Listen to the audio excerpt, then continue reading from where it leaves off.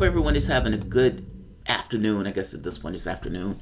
Let's do the news. And maybe news is too strong.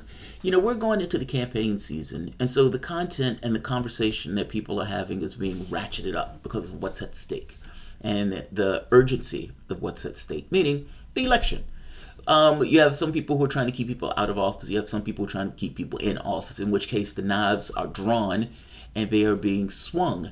You have vultures across the political spectrum essentially staking out their positions and going after certain people who they think are going to be threats. Of course, one of the big names in this case is Ocasio-Cortez. She's been somewhat of a lightning rod, you could say, for interests from the left, but also a lightning rod for criticism from the right, even though for the most part they haven't been able to lay a glove on her. She's been somewhat of a political star in this case.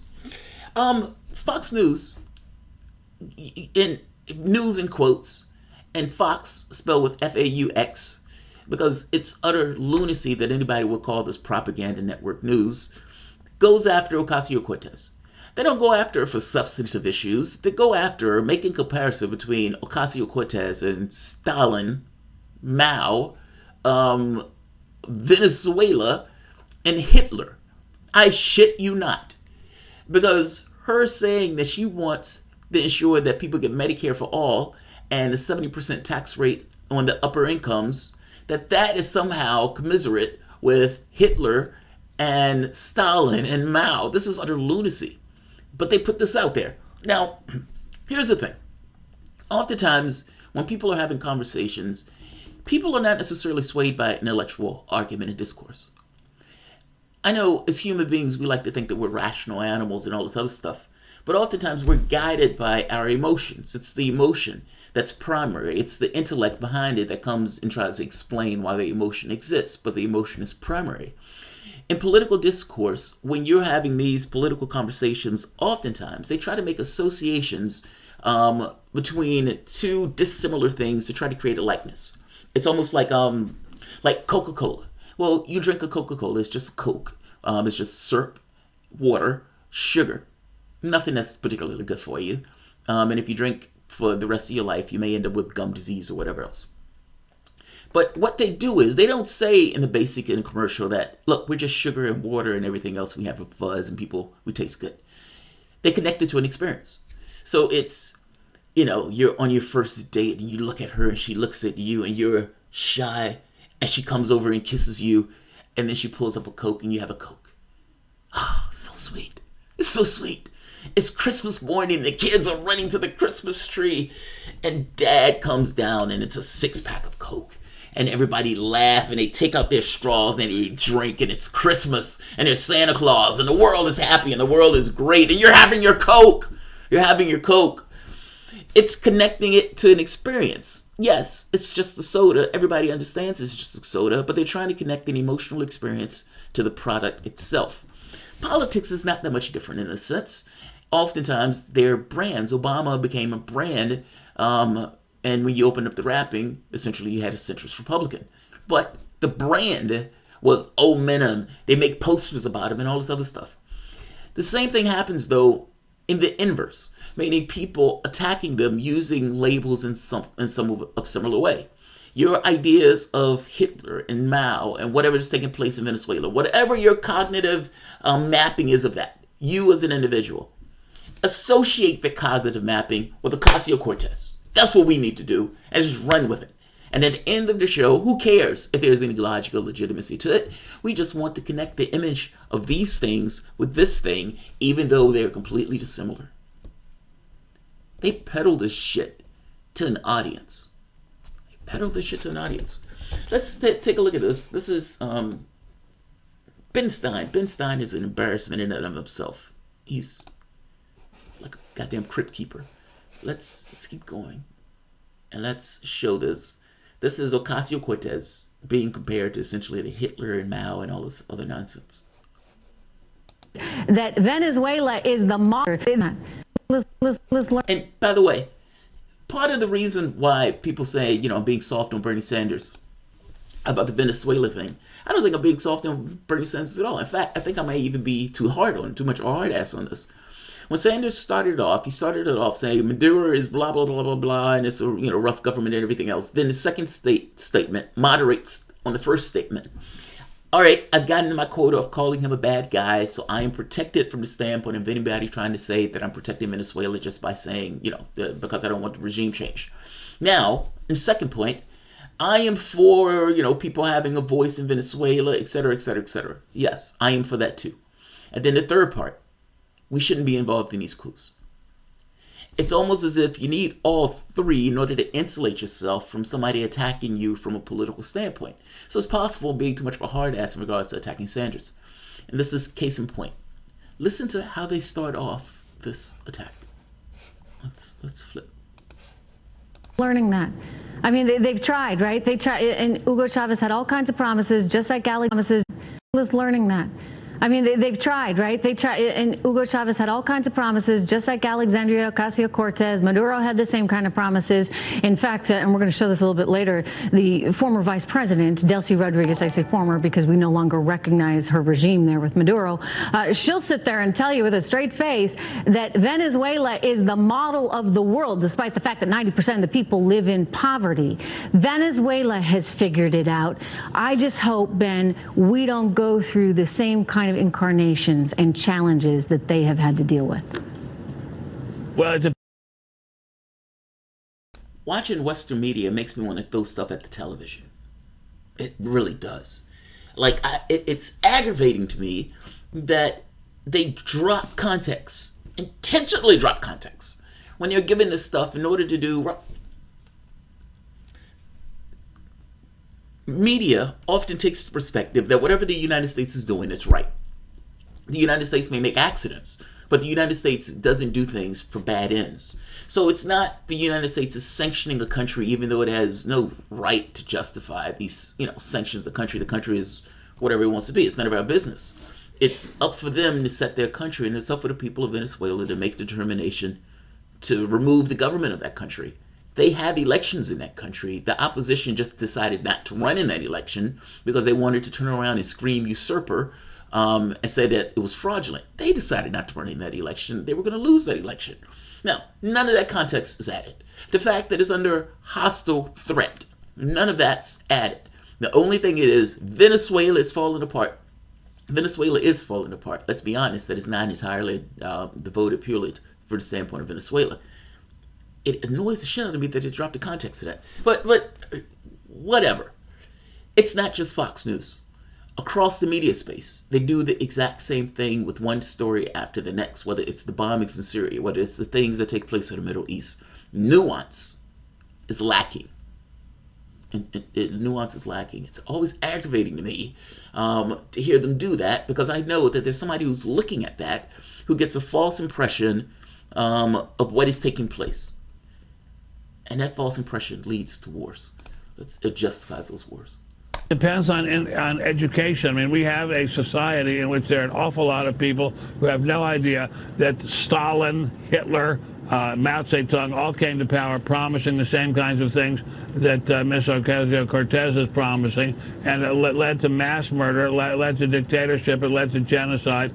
These promises are old promises, and they invariably lead to bad things. The promise of just saying to people, do what you can within the law to make your life better, your family's life better, that system works extremely well. Capitalism is a system. By the way, just so we're clear, nothing that he's just said contradicts anything that Ocasio-Cortez said. The law is not an immutable thing, meaning it's not ironclad. It's not something that is just there like the word of God, that is unchanged. It can't be changed. It can't be altered. Laws can be altered and changed based on the members of the society.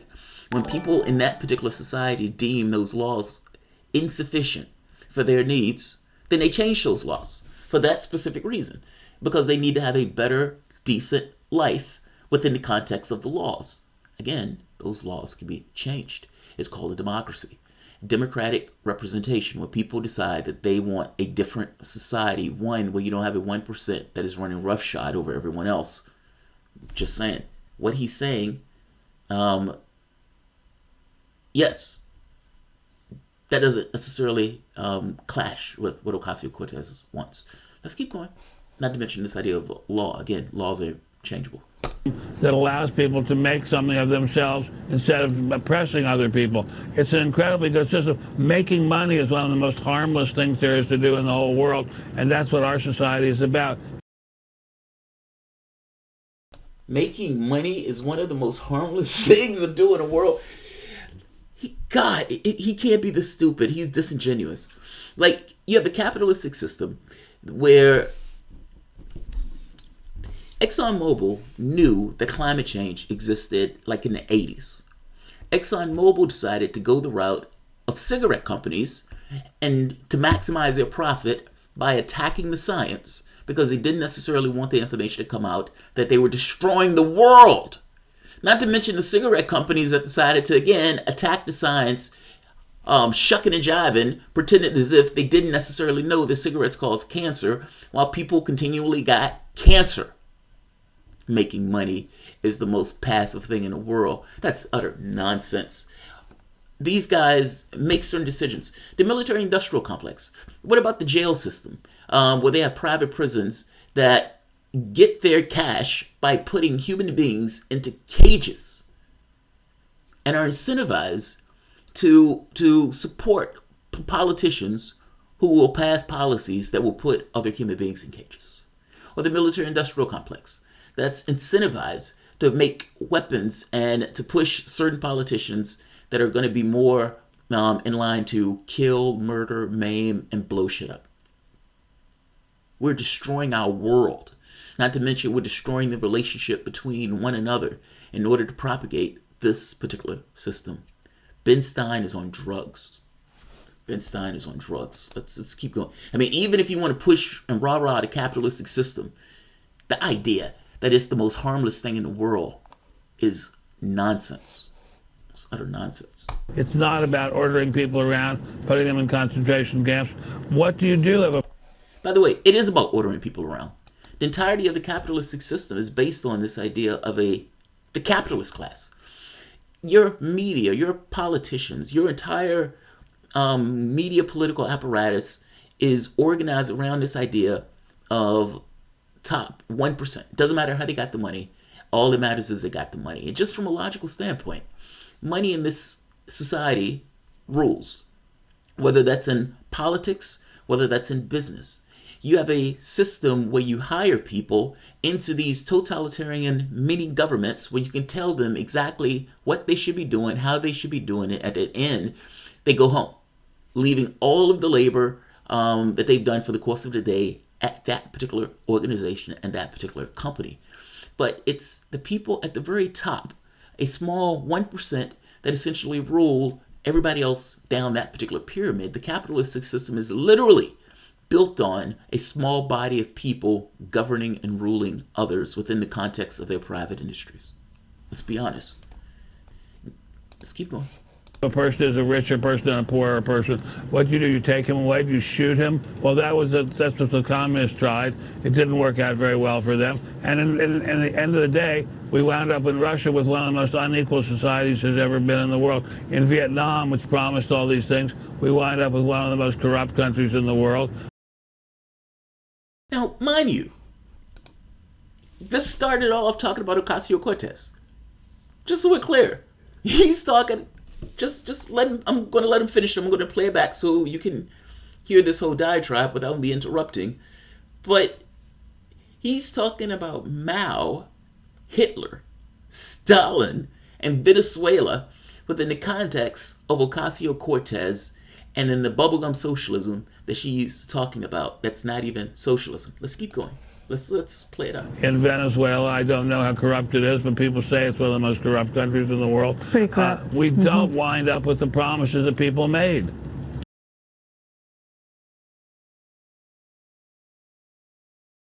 I mean, they've tried, right? They tried, and Hugo Chavez had all kinds of promises, just like Alexandria Ocasio-Cortez. Maduro had the same kind of promises. In fact, and we're going to show this a little bit later, the former vice president, Delcy Rodriguez, I say former because we no longer recognize her regime there with Maduro, she'll sit there and tell you with a straight face that Venezuela is the model of the world, despite the fact that 90% of the people live in poverty. Venezuela has figured it out. I just hope, Ben, we don't go through the same kind of incarnations and challenges that they have had to deal with. Well, it depends on education. I mean, we have a society in which there are an awful lot of people who have no idea that Stalin, Hitler, Mao Zedong all came to power promising the same kinds of things that Ms. Ocasio-Cortez is promising, and it led to mass murder, it led to dictatorship, it led to genocide. These promises are old promises, and they invariably lead to bad things. The promise of just saying to people, do what you can within the law to make your life better and your family's life better, that system works extremely well. Capitalism is a system that allows people to make something of themselves instead of oppressing other people. It's an incredibly good system. Making money is one of the most harmless things there is to do in the whole world, and that's what our society is about. It's not about ordering people around, putting them in concentration camps. What do you do if a person is a richer person and a poorer person? What do? You take him away? Do you shoot him? Well, that's what the communists tried. It didn't work out very well for them. And in the end of the day, we wound up in Russia with one of the most unequal societies there's ever been in the world. In Vietnam, which promised all these things, we wind up with one of the most corrupt countries in the world. In Venezuela, I don't know how corrupt it is, but people say it's one of the most corrupt countries in the world. Pretty corrupt. We don't wind up with the promises that people made. That's also true for capitalistic countries. I mean, are we saying that the United States is not a corrupt country? We have, what's the guy with no neck, Klobuchar, comes out saying, if I'll shut my purse strings if the Democratic Party uses that term billionaire, millionaire again, I don't want them talking about my money. And the Republican Party saying the same thing. You have a system where people have been able to amass massive fortunes by essentially exploiting the working class within the country itself and using that fortune to put back into the political space in order to change policy to make, let's say, their tax burden less, shifting that burden onto you. This, and then the comparison to Mao and Stalin is utter nonsense. Look, the United States at one point had a tax rate that was over 90% under FDR. This was not a socialist country at that point. It never was. The United States, with 70%? I think now is at 37%. We weren't a socialist country when it was 70%. We weren't a socialist country when it was 90%. Denmark is a full-bore capitalist country. He says it always comes to bad ends when they try to implement the policies that Ocasio-Cortez wants. Denmark has healthcare and education. They're not shooting people in the streets. And you can say the same thing for Europe in general. What he's talking about is utter nonsense. There is no basis in reality for anything that he's saying within the context of this comparison. Ocasio-Cortez, who's trying to get a marginal or a top tax rate of 70%, and who wants Medicare for all, part of the tax rate is to pay for that health care, and to ensure that everyone has an education in the richest country on the planet, that is not socialism. I'm sorry. She's not talking about nationalizing the railways or the energies. I would go there. She's not talking about democratizing the workplace. I would go there, meaning every job that's created, there needs to be this kind of, people need to have agency and a stake within that job, not just creating a wage. The idea that somebody can work their entire life at a company, and that company gets rich off them for 20, 30, 40 years, and then that person leaves with nothing. All of the labor that is taking place essentially stays with the company itself. And any profit that was made over the course of their life is just appropriated to the top 1%. 95% of the wealth went to the top 1% under the Obama administration. There's no way you can tell me that's fair. All of these workers who go out in the society and make the society work, the cooks, the cleaners, the people who do the janitorial work, the people who pick up the leaves on the side of the street, the people who fix your coffee, who cook your food, who write your software programs, who build your internet sites. Your society essentially is built off of these people, the doctors, the firemen. These are the people who make your society. These are the people who should have a stake in the society itself. And, I would go further and say there should be no poverty or anything else. But at the very least, there should be something that these people have where they can say that they have some stake within the process of the society and not just being this source of wealth for a top 1% to reap the benefits of. Fact of the matter is, the way our system is organized now, you have private dictatorships where people essentially go to work at these dictatorships, and whether they have a job or not is purely at the behest of private enterprise. How much they make is purely at the behest of private enterprise. And the market, with its odd incentives, don't necessarily cater to things like homelessness or healthcare and those type of things, other than from the standpoint of an exploitive stance. I guess I'm making a standpoint. This comparison is nonsense. Nobody that's a socialist would call Ocasio-Cortez a socialist in the proper sense. And the democratic reforms that she's talking about are just democratic reforms. He doesn't want any shift to the left. And so his goal is to try to associate it with these figures, these demonic-like figures in past history. It's nonsense. It's nonsense. I hope their viewers are brighter than that, but I gotta be honest, I don't know if that's true. I don't know if that's true. Let's see, what's going on? I saw something. Stalin for excuses. If Fox News is comparing Ocasio-Cortez to Hitler, they must be Stalin for excuses. They're going to shit themselves when they realize that we want people to the left of Ocasio-Cortez. Yes, they are. And Wes. Oh, Wes. Thank you, Wes. Thank you, man. Yeah, they don't realize this, but a large faction of this country, what Ocasio-Cortez has been pushing for is just in line with what the public wants. The public disagrees with her from the standpoint of getting rid of ICE. But if you ask them, hey, do you want the rich taxed more? Yes, even Republicans. Medicare for all, or essentially government-run healthcare? Yes, the majority, including Republicans. Do you want to make sure your kid can go to a decent school? I mean, isn't your country better off with people getting educations and not necessarily going after them in this case?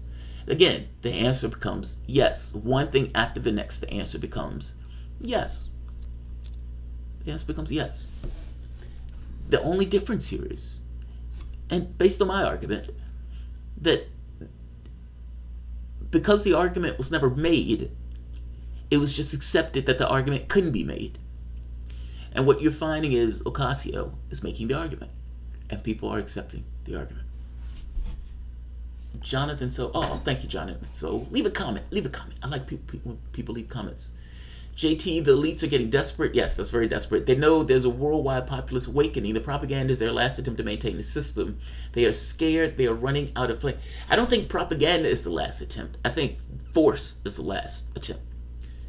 I don't think propaganda is the last. I think propaganda is the last thing that they can try to do before going to force. What I mean by that is they didn't used to have to work this hard. The propaganda, it's gotten to the point where the propaganda fails. It looks absurd on its face. Like when Mike Pence gets out there and saying, yeah, we're going to be freedom and justice, etc., for the people in Venezuela. Does he honestly believe that the people in Venezuela thinks that the United States has his best interests at heart? Ha! That's nonsense. The United States says that in every country it goes into, because it always goes into countries for quote-unquote humanitarian reasons. It's just those humanitarian reasons tend to have also geopolitical standing or geopolitical benefit, and the United States taking those things on. Sometimes it's oil, sometimes it's a person has a particular ideology, let's say like a John Bolton, where they don't necessarily care how much money or lives they spend in order to fulfill that particular ideology of kind of global domination. You have people with different motives in the way that they go about their affairs, but usually there's something that the United States is getting out of it. In Venezuela, this is more the geopolitical thing of trying to control the various countries around the globe, and in this case, trying to control areas of South America. There are certain countries that are already aligned with the United States. The countries that are not essentially are put on notice. They're trying to take this government down, just like they took the governments down in the Middle East. They've been doing this for years. They've been doing this for years.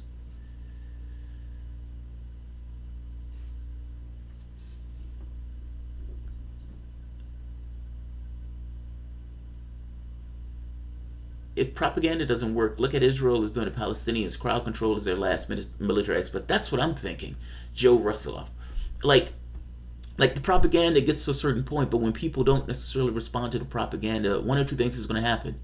Either the government changes, meaning there's the populist revolt is of sufficient strength and gravity where you get political consequences for it. Or there's a pushback, like a restraint. So instead of Macron giving in to the Yellow Vest movement, there's a crackdown on the protesters with this kind of brute military force. That could lead to other consequences. In that case, either the brute military force is able to repress the populist revolt, or the populist revolt retains itself and it becomes somewhat of a violent clash where the sovereign is no longer the only side that can distribute force. Well, the other side of opposition also makes a determination that they can also be the force bringers on this, and they are perfectly legit in being a sovereign in their own right, in which case you have civil war. But, what are they fighting about? I didn't call for Ron to be fired, I just unsubscribed. What happened with Ron? What happened with Ron? I went along with Ron saying it once. He doubled down and disagreed. Okay, what did Ron say? I don't know what Ron said. What happened?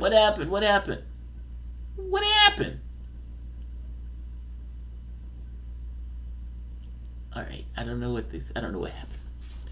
I'll find out later. Great video about Venezuela earlier. Thank you, Anacor.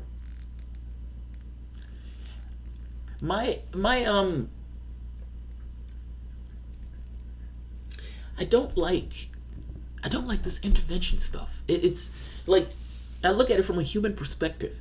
You're in your country, let's say it's not the United States, and you absolutely know, as an absolute fact, that another country has been instigating protests, violent marches, giving resources to bands of violent extremists within the country itself in order to foment this kind of government backlash so they can instigate themselves further into the conflict. So I give resources to, let's say, drug gangs or gangs or political opposition who hold rallies where there's violence present, in which case I, as the sovereign and the government, have to do something about that violence. But the moment that I do something about that violence, the United States comes out and says, oh, they're repressing their citizens. And Bernie Sanders comes out and says, hey, I don't believe we should, have these violent put downs of these protests. I mean, fuck, even if you get Bernie Sanders coming out saying that. But what do you do? That doesn't necessarily deal with the issue of what do you do. You have a country that's becoming more violent and more unstable, not necessarily purely on its own, but because other countries have started to instigate into the affairs of the country. What do you do? What do you do? What do you do? It's easy to look at this and say, hey, man, that violence needs to stop. But you have to ask the secondary question of, okay, what do you do in that situation? Do you allow those violent gangs to go through? Do you allow the protesters to set stuff on fire? And what do you do? How long do you, as a government, sit back and allow your country to essentially be roughshod over by foreign influence? Just saying. Somewhat of a quagmire, right? The moment that you respond to it and you get somebody like Bernie Sanders coming out saying, hey, you need to have peaceful, you need to allow people to have their protests. I'm just like, well, these people are fucking violent and these people are treasonous. Just saying. We are creating our monsters. If I am in that country, if anything happens to anybody in my family because of it, I'm going to hate your guts. If anything happens to me because of it, I'm going to hate your guts forever. Now, you're creating a certain amount of strife within the countryside itself, meaning making people's lives just basically harder. Whether or not Maduro fucked up or not, that's one thing. But let's be honest, it's a secondary thing when we are piling on to that and making that worse and making the problem intractable, where they can't necessarily extricate themselves from it because of what we're doing. Like, those are people living there. Mothers, fathers, brothers, sisters, people, just regular people. And their lives are made much more difficult because of something that we're doing. Yes, I'm dramatically against that. I'm dramatically against that. That position doesn't require Maduro. Because that position looks at it and says, we shouldn't have anything to do with that. It's none of our business. It's a difference in those things. Geriatric sham sheep herder. Is it me? Is Ben Stein looking like the secondary Pokemon from the sham? God, that's hard to say. From the sham sheep herders line, sham sheep herder Ben Stein, Henry Kissinger. He's not that bad. He's not that bad. Sam, what's his name? Is not that bad. Is it me or is Ben Stein looking like the secondary Pokemon from sham sheep herders line, sham sheep herder Ben Stein and Henry Kissinger? I don't think he's that bad. I don't think he's that bad.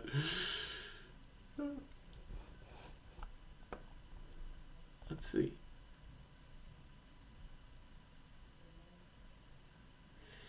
Garno, Pat, it's already in the in-game stages. Venezuela is in chaos and poverty. It worked again, and we have succeeded in ruining them. Yes, that is very true. Dramatically true. Dave Packman is a hack. TYT is reactionary. Majority Report is pro bono government psychological operation. I actually believe that. And I just heard Sam Cedar do another advertisement for Better Help, the online therapy scam. The funny part is, I remember he did a show where he's like, I think Jimmy Dore is in this for money. And then you look at another show that's like, give me money. Give me money. As if he is doing this, his show, for some other reason. Yes, to put out a product. But, let's be honest. If he's doing a show and he's making a living off the show, then he's doing a show for cash to some degree. It's nonsense. But psychological operation, yeah. So working from this context of the DNC, or MSNBC. MSNBC is just a propaganda arm of the Democratic Party, just like Fox News is a propaganda arm of the Republican Party. And connections to MSNBC, I would imagine, have certain tethers associated with those connections. You can be lefty to a point, but at the end of the day, you better tell people to vote Democrat. And whether it is because of the fiduciary relationship, or whether it's just, he just believes it. Either way, he still comes around to the exact same position.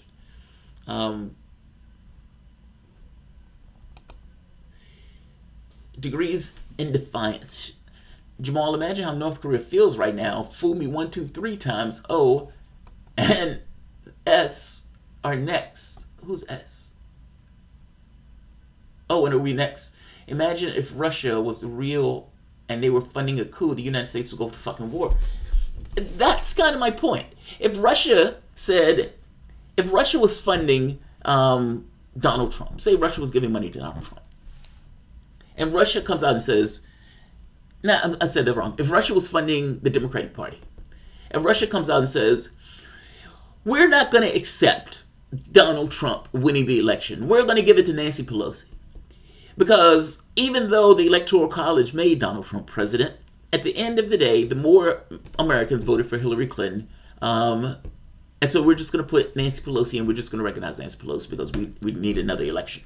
Now, they would go apeshit. If Russia was even funding, understand the irony of this. For 2 years, we've been screaming Trump and Russia, Trump and Russia, Trump and Russia. They made no connection between Trump and Russia at all. They may have found stuff for business dealings, but they made no connection at all between Trump and Russia, but it's given them a pretext by which to put this kind of mortal wound of a slow bleed for something to attack him on for the entire term of his presidency. But I guess the point is the irony in this. We've been funding and supporting terrorist groups or let's say, opposition groups within the country with an open, brazen attempt at its coup. That's the stated objectives. We want Maduro out of government. So much so, we are pretending as if he wasn't the elected, or he's not the elected president of the country. It's fucking amazing. It's fucking amazing. Like, I've never seen anything like it. I mean, it's not even done particularly well. I mean, you can make an argument that the people around, the other countries, the United States is working in more of a coordinated fashion than it tried to do in 2002. But there's something inherently wrong with the United States doing this and making this determination of, we are okay with this guy being in office, but we are perfectly okay to kill, murder, maim, injure, pay terrorists, whatever we need to do in order to get a particular person out of power. And we would do so under humanitarian concerns, and the mainstream media would run with it as if it was right. Utter nonsense. Special counsel on Clinton ongoing. Yes, it is. Help the poor people. BOGO. Yes. That's where our that's where our attention needs to be. Did the United States collude with Saudi Arabia to drive down oil prices to cause the crisis of Venezuela? So, Anchor, that's a good question. If you remember, Donald Trump was trying to get them to pump more gas out, pump more oil. This was two reasons. One, he knew he was going to have to deal with Iran, meaning go against Iran, in which case he wanted no change in oil prices. That was the first thing. So he didn't want the American public to look at him and say, hey, oil has gone up, $5 a gallon because you were fucking around in some kind of foreign policy adventure. But I don't know if that was in relation to Venezuela. The United States was becoming an oil producer in and of itself. Under Obama, god of oil, Obama produced massive amounts of oil from the United States. That oil is headed out onto the market itself, to the world market. But because we've produced so much oil, we flooded the market with oil, which drives down the price. Now, whether they did that or not in order to drive down the price in order to hurt Venezuela, I don't necessarily know if it was that, if they were that cognizant of that way. But maybe, who knows? I mean, it might have been done purely in order to kind of break the link between the United States and Saudi Arabia, that if you can have a foreign policy that's disassociated from Saudi Arabia, then you have a much better chance of it. Like, it could have been all sorts of stuff. But it's hard to know whether or not it was done for the very specific goal of hurting Venezuela. I would say no, but who knows? My thought is no. Pet hacker, Jamal's new computer is working like a champ. It is, right? So I wasn't sure if it was the internet or if it was the computer. My wife did speed tests on her computer. Her speed test was like twice of what mine were on my computer, which made me think that it might have been the computer, not the Wi-Fi signal. Also, the Wi-Fi signal here is like one below the top of the line or something like that. So there shouldn't be any issues with it. That's what it was. It was the computer. It was the computer. So, all right. I'm going to end this. It was to hurt Venezuela and Iran and Russia. Joe is Russia called. Yes, that's probably true. That's probably true. I don't know if it was done to hurt Venezuela in a cognizant way. That's my issue with the question. I don't know if somebody sat down and thought, I'm going to hurt Venezuela with this. Russia, yes. Iran, yes. Russia and Iran, yes. All right. I'm going to end this. One reason to do regular computer housekeeping. Well, the thing is, Pat, that computer was never meant for streaming. So I got that computer at my last company. And that computer was purely for software. I had all of this heavy-duty software, the SQL Server, VB.net. So all of this stuff was on it in relation to like program software stuff. And then when I started doing streaming, I started adding additional streaming content to the computer and just started using it for streaming.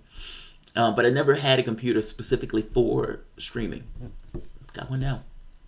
At this point, I just looked at it as an investment into what this is. It is a convenient coincidence. Jamarl Trump, Russia. I know, right? All right. I'm going to end this. It's a convenient coincidence. Yeah.